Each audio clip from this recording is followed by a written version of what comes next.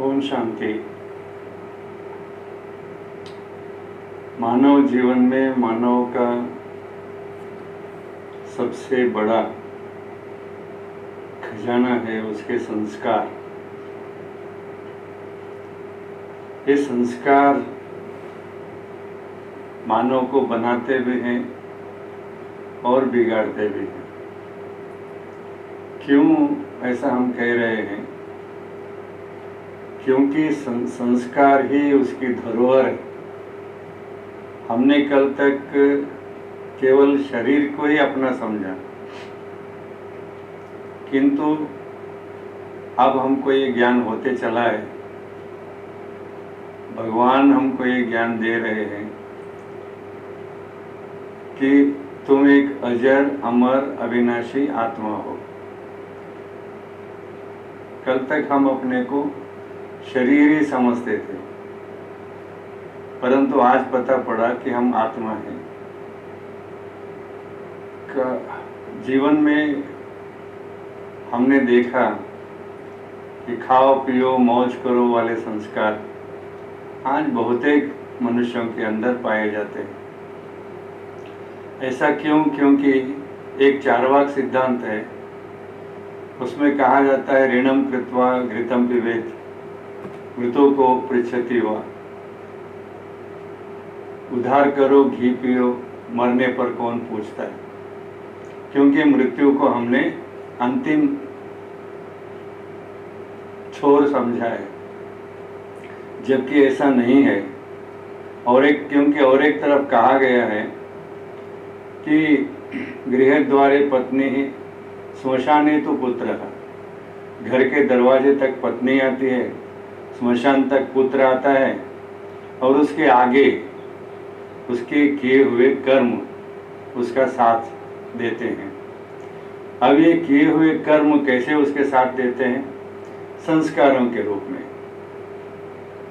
ये संस्कार जब वह आगे पुनर्जन्म में जाएगा या हम पुनर्जन्म में जाएंगे, तो निश्चित ही ये संस्कार वहाँ हमको फॉलो करेंगे। हम जब मातृगर्भ में होंगे तो ये संस्कार भी हमारे साथ ही होंगे बहुत करके। और फिर जब गर्भ में होते हैं हम आत्माएं, तो वहाँ भी कुछ संस्कार और जुड़ जाते हैं। वो माता के हो सकते हैं, पिता के हो सकते हैं। क्योंकि आपने एक महाभारत में उदाहरण देखा अभिमन्यु का। उसमें कहा जाता है कि माता सोई हुई थी, तो पुत्र सुन रहा था कि चक्रव्यूह में कैसे अंदर जाना। तो ये जो संस्कार हैं हमारे अंदर वहाँ भी भरते जाते हैं, गुण हमारे अंदर भरते जाते हैं, स्वभाव हमारे अंदर भरते जाते हैं। इसका एग्जैक्ट ट्रांसलेशन इंग्लिश में हमको मिलता नहीं है। कहा जाता है लेटेंसीज और impressions of the actions done, परंतु फिर भी ये सुंदर शब्द है संस्कार, जो हमको हमारी माँ से गर्भ में भी मिलते हैं, और जब हम जन्म लेते हैं, बाल्यावस्था में होते हैं, टेंडर एज होती है, तो हमारे अंदर संस्कार हमारे बड़ों के, घर के संबंधियों के एक एक करके जुड़ते जाते हैं। ऐसा संस्कार आपने देखा है कि पिता के जैसा ही बेटा, एक तो वो जीन्स के आधार पर लिया हुआ होता है, जीवाणुओं के आधार पर। दूसरा देखता है दिन रात वो माता पिता को, अपने काका काकी को, सबको। तो उनके गुण उसके अंदर चाहो न चाहो वो भरते जाते और वो संस्कार रूप में आते हैं। ऐसा हमने अनुभव किया है। और उसके बाद आप देखेंगे कि जब वो बाहर जाता है, स्कूल जाता है, तो वहाँ दोस्त और साथियों के संस्कार उसको अंदर भरते जाते हैं। तो ये संस्कारों का संस्करीकरण उसके जीवन में अनवरत चलता ही रहता है। परंतु जो संस्कार हम अनुभव करते हैं वो सारे के सारे भौतिक ही होते हैं, इनमें कोई भी आध्यात्मिकता की पुट नहीं होती है। अब जमाना बदल गया है, पहले सिनेमा थे, अभी टीवी आ गए और इन दिनों में सोशल मीडिया है।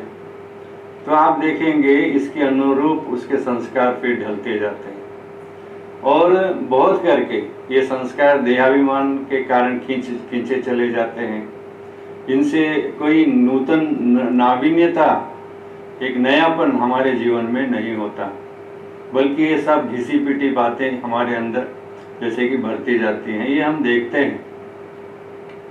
परंतु अब इस समय वर्तमान में जब हम ये कह रहे हैं कि ये कलयुग जाने वाला है और सतयुग आने वाला है, और जब सतयुग आता है और वहाँ पर ही श्री नारायण, श्री लक्ष्मी, श्री राधे, श्री कृष्ण, श्री सीता, श्री राम का राज्य होगा, देवी देवताएं होंगे, जिनको कहा जाता है 16 कला संपूर्ण, संपूर्ण निर्विकारी, मर्यादा पुरुषोत्तम, अहिंसा परमो धर्मी और सर्वांग सुंदर। तो ये सारी बातें जो उन देवताओं में हैं, अब वो फिर हमारे अंदर अब संस्कार रूप में भरने की आवश्यकता होती है, क्योंकि जो आज है वह कल होगा भविष्य में। भविष्य कोई जब का तब का तभी भरा जाता है ऐसी बात नहीं है, बल्कि भूतकाल भविष्य को बनाता है। जैसे कल का भूतकाल मेरे साथ आज वर्तमान में चल रहा है, ऐसे ही आज का वर्तमान कल भविष्य में चलेगा। तो यह ज्ञान हमारे साथ होना चाहिए कि आज का वर्तमान हमको भविष्य की ओर ले जाता है। क्योंकि लोग ये सोचते हैं कि चलो मरना तो है ही है, नहीं मरना नहीं है, कोई मरता नहीं है, क्योंकि आत्मा जन्म पुनर्जन्म में आती है। परंतु जब आत्मा आती है ना, तो फिर समझते हैं ठीक है आत्मा आती है, हमारा तो यहाँ खत्म हो गया पार्ट। पर नहीं, ये ज्ञान हमको होना चाहिए कि हम ही आत्मा हैं और हम आत्मा ही यहाँ से संस्कारों को लेकर के जाते हैं। अब ये संस्कार बनेंगे कैसे? ये संस्कार बनेंगे संकल्पों से। जो आज हम इन जनरल देखते हैं, समझिए भारत की जनसंख्या 130-135 करोड़ की है, तो ये जो इन जनरल आप देखेंगे 95% लोग उन्हीं संस्कारों के आधार पर जीवन यापन करते हैं जो उनके साथ हैं। उनमें कोई भी वैल्यूज़ की, नीतिमत्ता की, दैवी गुणों की, देवत्व की जो बातें हैं या सोच है, वह नहीं के बराबर है। हम आज चाहे वो कोई भी पर्व मनाते होंगे, दशहरा है, दीपावली है, गणेश चतुर्थी है, राखी है, ये सारे के सारे पर्व हमारे दादा परदादा मनाते थे, बाप काका मनाते थे और हम मनाते हैं। बस इनके अंदर कोई नवीनता आ जाए या ये जो पर्व मनाए जाते हैं इनका सार्थक अर्थ हमारे जीवन में आ जाए, इनके रहस्य हमारे जीवन में समा जाए, यह नहीं हो पा रहा है। क्यों नहीं हो पा रहा है? क्योंकि कोई वैसा ज्ञान देने वाला है नहीं। अब जबकि ज्ञान का सागर परमपिता परमात्मा शिव हम बच्चों के साथ हैं और वो खास हम बच्चों से ही बातें करते हैं, हम बच्चों से ही मिलते हैं, क्योंकि बाप के लिए हम बच्चे ही संसार हैं।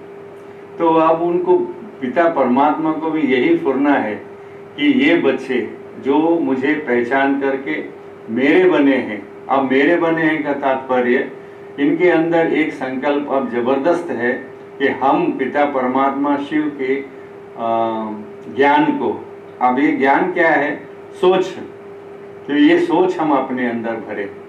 परमात्मा क्या सोचते हैं कि ये कलयुग जाना है और नया सतयुग आना है।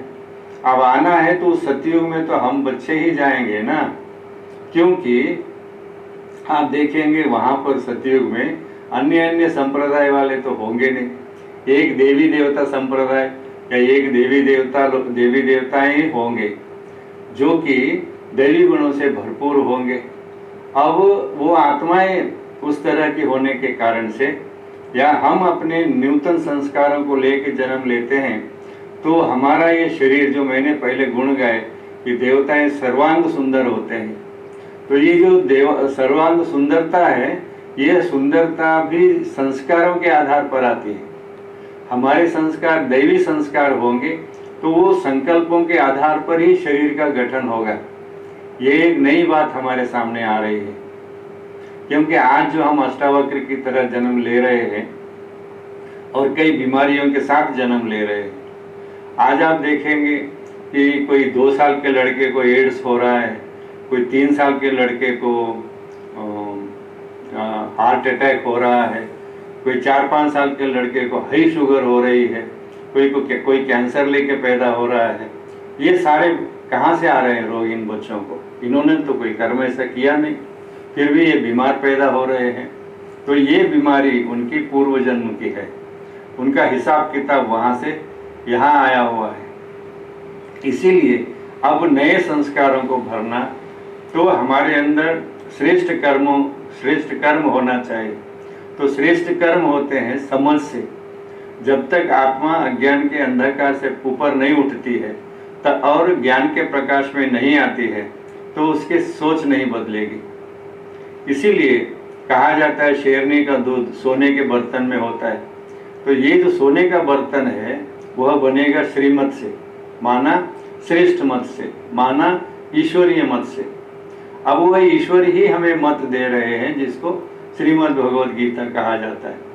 एक नए ढंग से हमारे सामने यह गीता पेश हो रही है, जिसमें केवल ज्ञान और ज्ञान ही है। इसमें न पुराण है, न और कोई कहानी कथा है, सिर्फ ज्ञान है। तो अब वो ज्ञान माना समझ हमारे अंदर जितनी आती जाएगी उतनी सोच बदलेगी, और सोच बदलेगी तो वो अच्छे निर्णय लेगा, और उस अनुसार उसके अंदर संस्कार नए नए ढंग से भरेंगे। तो नए संस्कारों को लेकर के हम पुनर्जन्म में जाएंगे।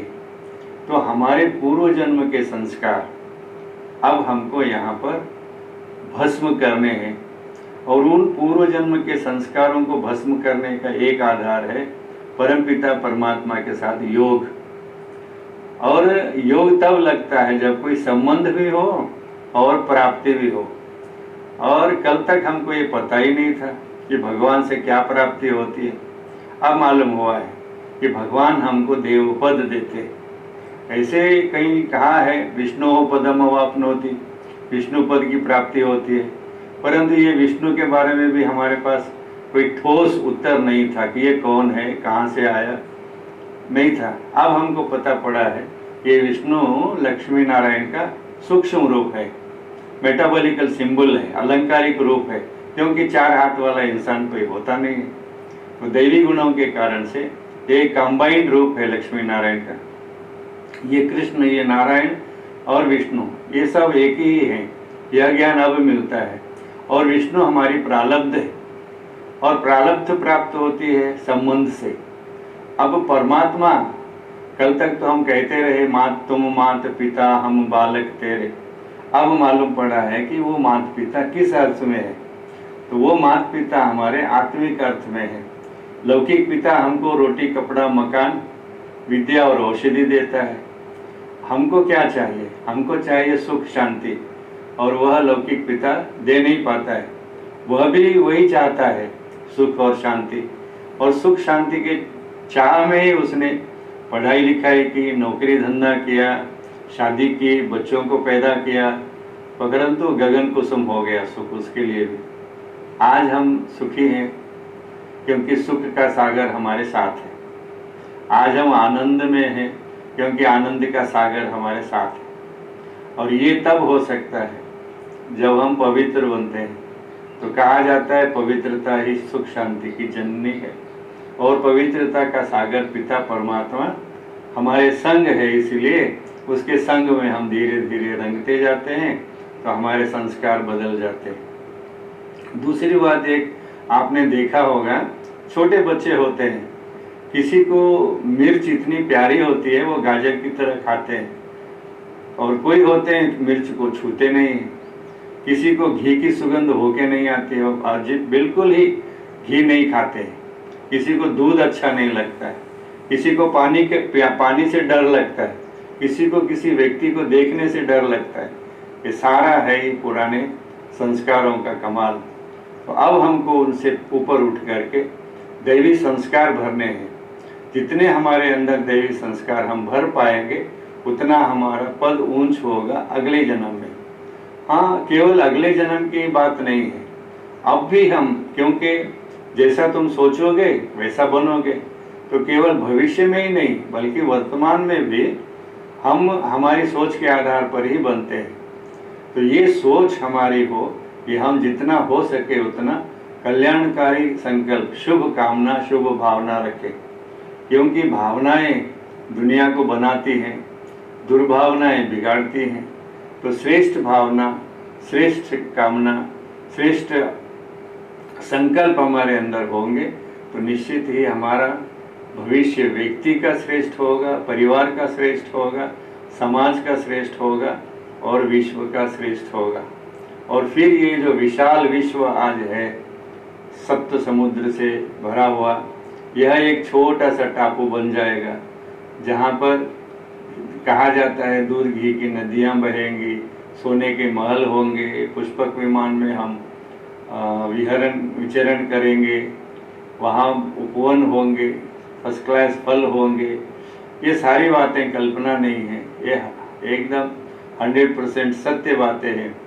ये अनुभव तब आएगा जबकि हम आत्माएं इस ईश्वरीय ज्ञान से परमपिता परमात्मा शिव बाबा की याद से अपने आप को श्रेष्ठ बना पाएंगे, श्रेष्ठ संस्कारों के आधार पर। इसीलिए अब हमको संस्कारों को सुधारने के लिए इस संगम युगी ब्राह्मण परिवार के नए संस्कृत होने वाले स्कूल में कहें, पाठशाला में कहें या